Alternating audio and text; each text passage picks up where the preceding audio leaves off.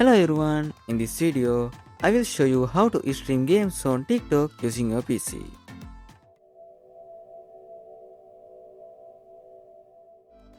First, open your browser and search for TikTok Live Studio. Then go to the official website, download it, then install and open the app.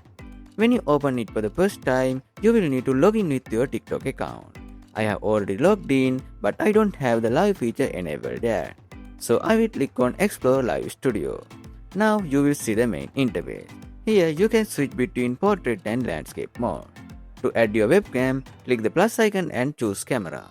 Then a new window will open and you can select your webcam from the list. You can also add filters and effects if you want. Once everything looks good, click Add Source. To add your game screen, first open your game. Then press the Windows key and switch back to TikTok Live Studio. Then click on plus icon again and add the game capture. After that, choose your game window from the list. If your game window doesn't appear on screen, just drag the game capture source to top of the source list.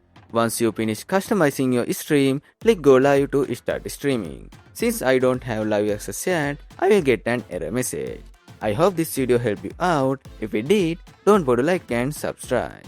Thanks for watching.